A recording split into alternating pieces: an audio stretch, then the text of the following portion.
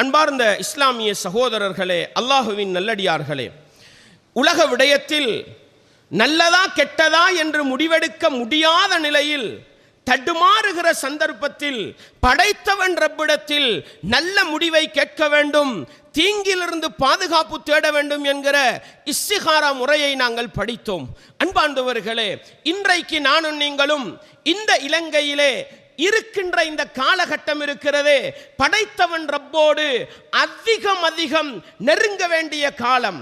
துஆக்களின் மூலம், பிரார்த்தனைகளின் மூலம், நல்ல இபாதத்துக்களின் மூலம் அல்லாஹ்வை அதிகம் நெருங்க வேண்டிய காலத்திலே நானும் நீங்களும் இருக்கிறோம். ஏன் சகோதரர்களே, அந்த அளவுக்கு என்ன விசேடமான காலம்? அரசியல் சூடு பிடித்திருக்கிற காலத்திலே நானும் நீங்களும் வாழுகிறோம். கிட்டத்தட்ட 40 தொடுகின்ற அளவுக்கு வேட்பாளர்கள் நான் தான் இந்த நாட்டை ஆள தகுதியானவன் என்று போட்டி போடுகின்ற நிலையிலே நானும் நீங்களும் வாழுகிறோம். எப்பொழுதும் எங்களுடைய பலவீனத்தை மறக்க கூடாது. எப்படி? அந்த தஅலம் வலா அலம், ரப்பே உனக்கு நல்லது தெரியும், எனக்கு தெரியாது. செப்டம்பர் மாதம் 22ஆம் திகதி இரவு 12 மணியாகிற பொழுது இந்த நாட்டுக்கு யார் ஜனாதிபதியாகுவது நல்லம்? படைச்சவன் ரப்புக்கு தெரியும். யார் தோல்வி அடைவது நல்லம்? படைச்சவன் ரப்புக்கு தெரியும். இந்த உலகத்தையே படைப்பதற்கு முன்னால ரப்பு முடிவெடுத்து விட்டான். 2024ஆம் ஆண்டு செப்டம்பர் மாதம் 23ஆம் திகதி இலங்கை பிறக்கின்ற பொழுது இந்த நாட்டு ஜனாதிபதி யார் என்பதை படைத்தவன் ரப்பு அறிந்து வைத்திருக்கிறான். அறிவில்லாத நானும் நீங்களும் அறிவில்லாத விடயத்திலே தலையை போட்டு இவர் ஜனாதிபதியாவாரதுதான் நல்லம், இவர் ஜனாதிபதியாவாரதுதான் நல்லம், இவர் பிரதமராகிறது தான் நல்லம். அல்லாஹ்வுக்காக வேண்டாம் சகோதரர்களே, முடிவெடுக்காதீங்க சகோதரர்களே. படைத்தவன் ரப்பிடத்தில் முடிவை கேட்போம், அதுதான் எனக்கும் உங்களுக்கும் ஆரோக்கியமானது. அன்பார்ந்தவர்களே, 2015ஆம் ஆண்டு இந்த நாட்டுக்கு நல்லாட்சியை கொண்டு வருபவர் நல்லம் என்று வாக்களித்தோம். ஆனால் அந்த 5 வருட காலப்பகுதி தான் முஸ்லிம்கள் நாங்கள் கடுமையான சோதனைக்கு உள்ளாக்கப்பட்டோம். இந்த நாட்டில் அரசியல் தளம்பல் அங்கிருந்து கடுமையாக ஆரம்பித்தது. அதன் பிறகு இந்த நாட்டின் பெரும்பான்மை சமூகம் அடுத்த தேர்தலில் முடிவெடுத்தது, இந்த நாட்டுக்கு இந்த நாட்டின் பெரும்பான்மையை மாத்திரம் விரும்புகிற ஒரு ஆட்சியாளர் வருவதுதான் நல்லம் என்று முடிவெடுத்தார்கள். 69 லட்சம் ஓட்டுகளால் கொண்டு வந்தார்கள். தனி பெரும்பான்மை வாக்கு என்று சொன்னார்கள். படைத்தவன் ரப்பு 2 வருடத்தில் அடையாளம் இல்லாமல் ஆக்கினான். இது எனக்கும் உங்களுக்கும் பாடம் சகோதரர்களே, பாடம் சகோதரர்களே. அன்பாண்டவர்களே, 48 பேர் பேச்ச 30 லட்சம் பேரா பேச்ச கேளுங்க, கொள்கைகளை பாருங்க, அரசியல் கருத்துக்களை கேட்க முடிஞ்சா கேளுங்க. ஆனா டைம் வேஸ்ட் பண்ணாதீங்க, சுத்த வேஸ்ட். படைத்தவன் ரப்பு முடிவெடுத்து வச்சிருக்கிற உண்ட அறிஞ்சு கொள்றதுல நீங்க டைம் வேஸ்ட் பண்ணாதீங்க. சாக்கடை, அதுல குளிக்க ரெடி ஆவாதீங்க, அசிங்கத்தை பூச ரெடி ஆவாதீங்க. ஒரு முஸ்லிமை மேடை போட்டு ஏசுகிறான், ஒரு முஸ்லிம் இன்னொரு முஸ்லிமுடைய குறைகளை அம்பலப்படுத்துகிறான். நேற்று வரைக்கும் நண்பன், இன்றைக்கு அரசியல் விரோதி, மானத்தை சந்தையிலே விற்பனை செய்கிறான். நேற்று வரைக்கும் சகோதரன், இன்றைக்கு விரோதி. நேற்று வரைக்கும் ஒரு கட்சி, இன்றைக்கு 2 கட்சி. அல்லாஹ்வுக்காக சண்டை பிடிக்காதீர்கள்.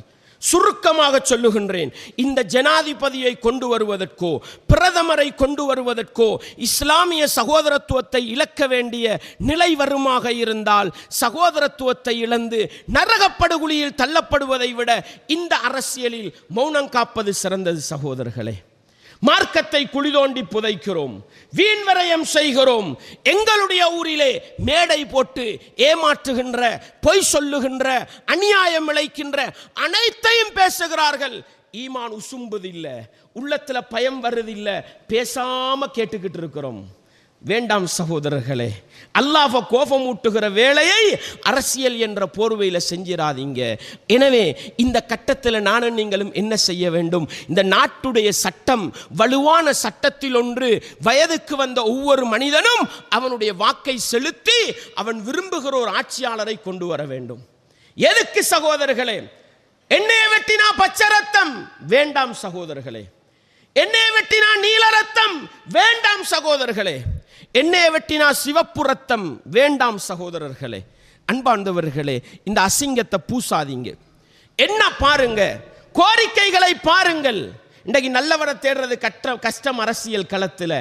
ஆனா கெட்டவனா மிக கெட்டவனா, பாதிப்பு கூடினவனா பாதிப்பு குறைஞ்சவனா, அல்லாஹ் உங்களுக்கு தந்த அறிவை வச்சு பாருங்க. நீங்க ஒருத்தனை நல்லண்டு முடிவெடுக்கிறீங்களா, உங்களுக்கு ஒரு உரிமை இருக்குது. ஆனால் இஸ்லாமிய வரம்பை மீறி போகக்கூடாது. என்ன பார்க்கணும், இவரால் நாட்டுக்கு நல்லது நடக்குமா, இவரால் நாட்டுக்கு துரோகம் நடக்கும் என்றால் ஏண்ட கட்சி ஆவிட்டுதே, ஏண்ட உம்மமாப்பட கட்சி ஆவிட்டுதே, அந்த நோக்கத்திலே நீங்கள் வாக்களித்தால் உங்களுடைய வாக்குக்காக அல்லாஹ் உங்களை மறுமை நாளையிலே விசாரிக்கலாம். அல்லாஹ்வை பயந்துக்கங்க. உங்களோட வாக்கை செலுத்துறதுக்கு முன்னால பல தடவை படைச்சவன் ரப்பு மறுமையில விசாரிப்பானாண்டு பாருங்க. நீங்கள் வாக்களிக்கிறீர்கள், பிறந்த காலத்தில் இருந்து நான் இந்த கட்சியில தான், எனவே நான் வேறொரு கட்சிக்கு கொடுக்க போறதில்லை.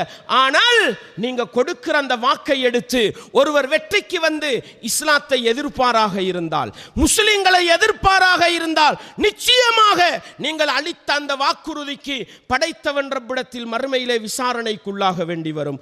எனவே பாருங்க, யார் ஆட்சிக்கு வந்தா நாட்டுக்கு நல்லமுண்டு நிதானமா யோசிங்க, நிதானமா பாருங்க, கோரிக்கைகளை பாருங்க.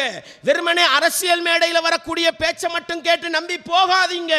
அவர்களுடைய கோரிக்கைகள், அவர்கள் என்ன இந்த நாட்டுக்கு செய்ய போறிய நலவுகள் என்னன்றதை உங்களோட மூளையை வச்சு சிந்திச்சு பாருங்க.